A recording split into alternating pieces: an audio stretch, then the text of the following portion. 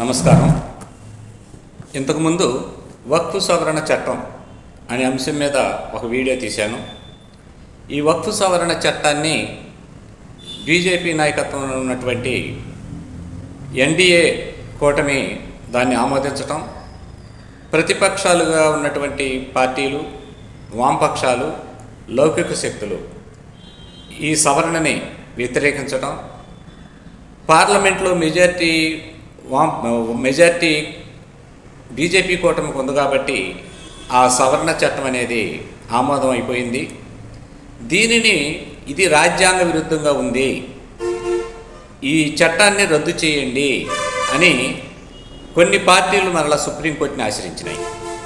వాటిలో ముఖ్యంగా కాంగ్రెస్ పార్టీ, పశ్చిమ బెంగాల్లోని తృణమూల్ కాంగ్రెస్ పార్టీ, అలాగే వామపక్ష పార్టీలు, లౌకిక పార్టీలు, మన ఆంధ్రప్రదేశ్లో వైఎస్ఆర్సీపీ కూడా సుప్రీంకోర్టుని ఆశ్రయించినాయి ఈ సవరణ చట్టాన్ని రద్దు చేయమని. ఈ సవరణ చేయమని ఎందుకు కోరారు అంటే, ఈ వక్ఫ్ బోర్డులో అవినీతి ఎక్కువగా ఉంది, అవినీతి పరులు ఎక్కువగా ఉన్నారు, అసమర్థులు ఉన్నారు. కొంతమంది వ్యక్తులకే ఆ వక్ఫ్ ఆస్తులు వాళ్ళ యొక్క సొంతం అయిపోతున్నాయి, అవి అన్యాక్రాంతం అవుతున్నాయి. కాబట్టి వక్ఫ్ బోర్డుని మార్చాలి అని చెప్పేసి ముస్లింలకు చెందినటువంటి వ్యక్తులు కూడా ప్రభుత్వానికి విన్నపాలు ఇచ్చారు. అయితే వక్ఫ్ బోర్డులో అవినీతి జరగట్లేదా అంటే జరిగి ఉండొచ్చు. దానిలో ఆ వక్ఫ్ బోర్డులో స్వార్థపరులు లేరా అంటే ఉండి ఉండొచ్చు. అలాగే ఆ వక్ఫ్ బోర్డు ఆస్తులు కొంతమందికే పరిమితం అవలేదా అంటే పరిమితం అయ్యి ఉండొచ్చు. దాని యొక్క ప్రతిఫలాలు ముస్లింల సమాజం మొత్తానికి అందట్లేదు అనేది కూడా వాస్తవమే. అయినప్పటికీ కొన్ని వ్యవస్థల్లో అవినీతి పరులు, దుర్మార్గులు, స్వార్థపరులు, అసమర్థులు ప్రవేశించినప్పుడు ఆ వ్యక్తుల్ని తొలగించాలి తప్ప ఆ వ్యవస్థలను మనం నాశనం చేయకూడదు. అలాగే ఒక ఇంట్లో దొంగలు పడ్డారు కదా అని చెప్పేసి ఆ ఇంటి మొత్తాన్ని మనం కోల్చలేం. ఆ దొంగలు పోయిన తర్వాత మళ్ళీ ఆ ఇంటిని బాగు చేసుకోవటం చేస్తాం.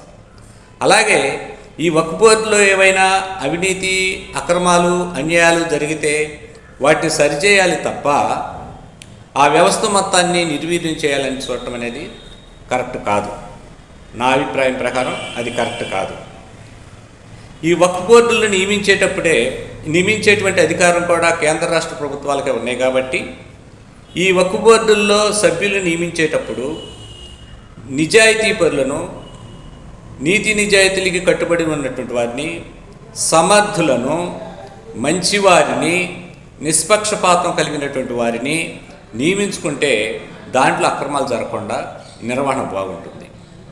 అలాగే రెండో పాయింట్, అధికార పార్టీకి చెందిన వారితో మాత్రమే వక్ఫ్ బోర్డులు నింపటం వల్ల వాళ్ళ అధికార పార్టీ అండతోటి, వ్యవస్థల యొక్క అండతోటి ఆ ఆస్తుల్ని దుర్వినియోగం చేయటం, వాళ్ళ స్వార్థానికి ఉపయోగించుకోవటం, అవినీతికి పాల్పడటం జరుగుతుంది. అలా కాకుండా అన్ని పార్టీలలో ఉన్నటువంటి ముస్లిం పెద్దలతోటి ఆ వక్ఫ్ బోర్డును కనుక ఫుల్ఫిల్ చేసినట్టయితే, నింపినట్లయితే ఆ యొక్క ఆస్తులు సక్రమంగా అందరికీ అందుబాటులోకి వస్తాయి. అయినా సరే అవి సక్రమంగా నిర్వహించలేకపోతున్నారు అనుకున్నప్పుడు దేశంలో ఉన్నటువంటి అన్ని రాజకీయ పార్టీలతోటి, అలాగే ముస్లిం పెద్దలతోటి ఒక కమిటీ వేసి ఆ నిర్వహణ మీద అబ్జర్వేషన్ చేసేందుకు ఒక అబ్జర్వేషన్ కమిటీని కనుక ఏర్పాటు చేసినట్టయితే అప్పుడు వక్ఫ్ బోర్డు సక్రమంగా పనిచేస్తుంది. అంతేగాని వక్ఫ్ బోర్డు మొత్తాన్ని రూపుమాపాల్సినటువంటి అవసరం నా ఉద్దేశంలో లేదు. ఈ నెల ఫిబ్రవరి 17వ తేదీన సుప్రీంకోర్టు కూడా ఈ విషయం మీద కొన్ని ఘాటైనటువంటి వ్యాఖ్యానాలు చేసింది. ఏంటంటే ఆ జస్టిస్ సంజయ్ ఖన్నా మరియు సంజయ్ ఖన్నా నాయకత్వాన సంజయ్ కుమారు, కె విశ్వనాథన్ అనే త్రిసభ్య కమిటీ సోలిసిటర్ జనరల్ తుషార్ మెహతాని కొన్ని ప్రశ్నలు వేసింది, కొంత సమాచారం అడిగింది. ఆ సమాచారం అందుబాటులో లేదని చెప్పడంతో మరలా మే 5వ తారీఖున, ఈ నెల 5వ తారీఖున మరలా విచారణ చేపడుతుంది సుప్రీంకోర్టు. అయితే ఏప్రిల్ 17వ తేదీన కొన్ని ఘాటు వ్యాఖ్యలు చేసింది ప్రభుత్వం మీద సుప్రీంకోర్టు. ఏంటంటే సుదీర్ఘకాలంగా ముస్లింలు అనుభవిస్తున్నటువంటి ఆస్తుల్ని డీనోటిఫైడ్ చేయటం వల్ల అనేక ఇబ్బందులు ఎదురవుతాయి అని చెప్పింది. అలాగే హిందూ ట్రస్టుల్ని, హిందూ సంస్థల్ని హిందువులే నిర్వహించుకుంటున్నారు కదా, అలాగే ముస్లింలకు సంబంధించిన వక్ఫ్ బోర్డును కూడా ముస్లింలే నిర్వహించుకోవాలి, అంతేగాని కనీసం ఇద్దరు ముస్లిమేతరుల్ని ఆ బోర్డుల్లో ఎలా చేరుస్తారు? అలాగే ఈ ఆస్తుల వివాదాల్లో, యాజమాన్య వివాదాల్లో వచ్చినప్పుడు వాటిని ఆ ఆస్తి ఎవరిది అని నిర్ణయించేటువంటి అధికారం ఇప్పుడు దాకా వక్ఫ్ బోర్డుకు ఉంది. కానీ ఇప్పుడు జిల్లా కలెక్టర్లకు ఆ అధికారం ఇవ్వటం వల్ల రాజకీయ లబ్ధి కోసం అధికార పార్టీ అడ్డదారులు తొక్కి ఆ వక్ఫ్ ఆస్తులను తన స్వంతం చేసుకుంటుంది కదా అని చెప్పేసి వ్యాఖ్యానాలు చేసింది. అయితే తదుపరి విచారణ అయ్యే వరకు ఈ వక్ఫ్ ఆస్తుల్ని డీనోటిఫైడ్ చేయొద్దని, కేంద్ర రాష్ట్ర వక్ఫ్ బోర్డుల్లో ముస్లిమేతరులను నియమించవద్దు అని చెప్పేసి ఆదేశాలు కూడా జారీ చేసింది సుప్రీంకోర్టు. ఈ నెల 5వ తారీఖున మరలా దీని మీద విచారణ జరగబోతుంది.